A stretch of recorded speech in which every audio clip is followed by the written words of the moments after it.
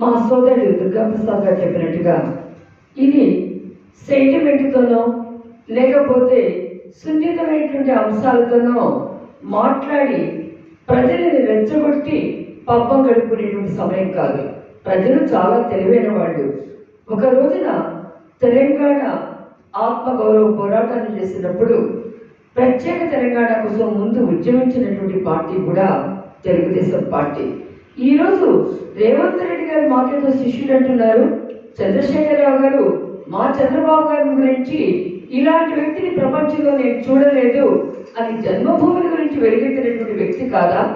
ఆ రోజున చంద్రశేఖరరావు గారికి ఉన్నటువంటి సన్నిహితత్వం ఏదైతే ఉందో అదే సన్నిహితత్వం కూడా రేవంత్ రెడ్డి గారికి తప్పితే ఈయన గురు శిష్యుడు అన్నప్పుడు మొదటి ప్రథమ శిష్యుడు కేసీఆరే, ఆ తర్వాత రేవంత్ రెడ్డి గారు. ఈ రోజున సెంటిమెంట్ దేనికి వస్తుంది? జనరల్ ఎలక్షన్ టైంలో ఆ రోజున ఓటింగ్ శాతాన్ని పెంచుకోవడం కోసం, ఎన్నికలలో గెలవడం కోసం జగన్ ని ఆధారంగా తీసుకొని మీరు ఆయకట్టు నాగార్జున సాగర్ డ్యామ్ దగ్గర నడిపించినటువంటి భాగవతాన్ని, పోలింగ్ జరుగుతున్నప్పుడు కూడా మీరు చేసినటువంటి పనిని ప్రజలు నిశ్చితంగా గమనించి ఇంకా మీకు వేయాలన్న ఓట్లు కూడా వేయకుండా కూడా అపోజిషన్ పార్టీకి ఇచ్చారు. ఈ రోజు ఇంతకుముందు మా దుర్గాప్రసాద్ గారు అన్నట్టు నదీ జలాల పంపకం జరిగినప్పుడు ఆ రోజున కేసీఆర్ గారు అన్నిటికీ సంతకం పెట్టలేదా? ఈ రోజు మేము తెలంగాణ వాదులు, నేను కానీ దుర్గాప్రసాద్ గారు కానీ మా తెలంగాణ తెలుగుదేశం పార్టీ కానీ తెలంగాణకి అన్యాయం జరిగితే తెలంగాణ యొక్క వాటర్ని నీళ్ళని ఎవరైనా తీసుకువెళ్ళడం జరుగుతూ ఉంటే ఎవరైనా సరే మొట్టమొదటి వచ్చి పోరాడేటువంటిది మేమే.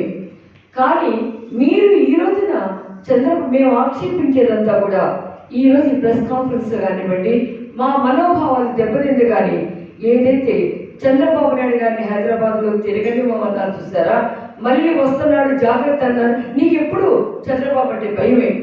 ఎందుకు భయం? తెలుగుదేశం పార్టీ ప్రజలలో చైతన్యాన్ని తెచ్చి, ఆత్మగౌరవాన్ని తెచ్చి, ప్రజలలో బడుగు వర్గాలకు పీట వేసి ఈ రోజుకి కూడా తెలంగాణలో చెక్కు చెల్లని ఆత్మవిశ్వాసంతో ఉంది. కాబట్టి మరలా రేపు నీ ఎన్నికలకు అడ్డొచ్చిద్దేమో అనే భయంతో ఆ సెంటిమెంట్ క్రియేట్ చేస్తున్నాం. నువ్వైతే బీఆర్ఎస్ పార్టీని పెట్టి ఆంధ్రాలో దుకాణం ఓపెన్ చేసుకోవచ్చు, ఢిల్లీలో పెద్ద బిల్డింగ్ ని పార్టీ కట్టుకొని అక్కడ నువ్వు తిరగవచ్చు. కానీ జాతీయ పార్టీగా రిజిస్టర్ అయినటువంటి మేము ఎక్కడైనా కూడా పనిచేస్తాం. ఏ అభివృద్ధి కోసం అయితే 9 సంవత్సరాలు పైగా మా చంద్రబాబు నాయుడు గారి తెలంగాణ అభివృద్ధి కోసం, తెలంగాణ బలహీన వర్గాల కోసం, ఏ అసమతుల్య ప్రాంతాలు అయితే ఉన్నాయో, ఎక్కడైతే పేదరికం ఎక్కువైతే ఉందో వాళ్ళ కోసం ఆదిలాబాద్ టు మహబూబ్ నగర్ వరకు, ఇటు నల్లగడ్డ వరకు కూడా అహర్నిశలు కష్టపడేటువంటి వ్యక్తి. తెలంగాణ అభివృద్ధి చెందాలని నిజంగా మా సోదరుడు చెప్పినట్టుగా మన దావోస్ లో తెలంగాణకి పెట్టుబడి వస్తుంటే నేను చేసిన అభివృద్ధి ఇలాంటి ఈ రోజు ఎలాంటి ఫలితాలు ఇస్తుందో చూడండి అని చెప్పి గర్వంగా ఫీల్ అయినటువంటి వ్యక్తి.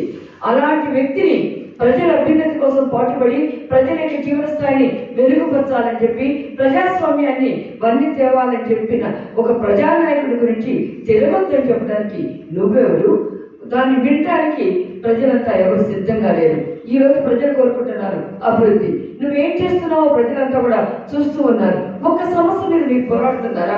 ఒక ప్రజా సమస్యని మీరు ఆయుధంగా తీసుకుంటున్నారా? ఎటు చూసినా ఇచ్చేటువంటి కాంగ్రెస్ ప్రభుత్వం ఇచ్చేటువంటి హామీలు అమలు చేయకుండా వాళ్ళ సంక్షేమ కార్యక్రమాలన్నీ కూడా దిగజారుస్తూ ఉంటే, అభివృద్ధి లేక, రైతులకి గిట్టుబాటు లేక, కరెంట్ అంతా కూడా కోతలు గురవుతూ ఉంటే, ఇస్తున్నటువంటి ఇళ్లలో కూడా, ఇస్తున్నటువంటి రేషన్ కార్డులన్నింటిలో కూడా ఎక్కడ చూసినా దళారితనం ఉంటున్నప్పుడు వ్యవసాయాన్ని కింద కుదిరి పడేస్తున్న మీరు ప్రాజెక్టులన్నింటినీ కూడా ఈరోజు పనిచేయకుండా ఒక్కరికైనా ఎలుగెత్తి చాటగలుగుతున్నారా? ఈ రోజు మీరు ప్రజా సమస్యలను పట్టించుకోకుండా ప్రజా సమస్యల్ని గాలికి వదిలేసి ఎంతసేపు మీ కేసుల గురించి ఆలోచించుకునే మీరు ఈ రోజు తెలుగుదేశం పార్టీ గురించి మాట్లాడగలుగుతారా? నిజంగా మేము ఛాలెంజ్ చేస్తున్నాం. తెలుగుదేశం ప్రజల్లోకి రాబోతుంది. ప్రజల్లో ఎప్పుడో వచ్చింది. ఆ రోజున తెలుగుదేశం పార్టీ ఈ గడ్డ మీద పెట్టడం జరిగింది. ఇక్కడే అధికారాన్ని సాధించుకోవడం జరిగింది. ఇక్కడే ప్రజల గుండెల్లో ఉండడం జరిగింది. ఆంధ్రాలో ఆంధ్ర పాలకులు ఉంటారు, తెలంగాణ తెలుగుదేశం కైవసం కాబోతుంది. ఇలాంటి సమయంలో నీకు భయం వచ్చి, నీకు ప్రజల యొక్క మనసు నాడి తెలిసి ఆ నాడిని గ్రహించి ఈరోజు నీ యొక్క మీటింగ్లో కానీ నీ యొక్క తొత్తులు కానీ వాళ్ళంతా మాట్లాడుతున్నారే, ఎందుకు మాట్లాడతారు? మీకు ధైర్యం ఉంటే, మీకు దమ్ము ఉంటే, నిజంగా అన్యాయం జరిగింది అని అనుకుంటే పదండి, అందరూ కూడా కృష్ణా రివర్ బోర్డు దగ్గరికి వెళ్దాం, గోదావరి రివర్ బోర్డు దగ్గరికి వెళ్దాం, ఎఫెక్ట్స్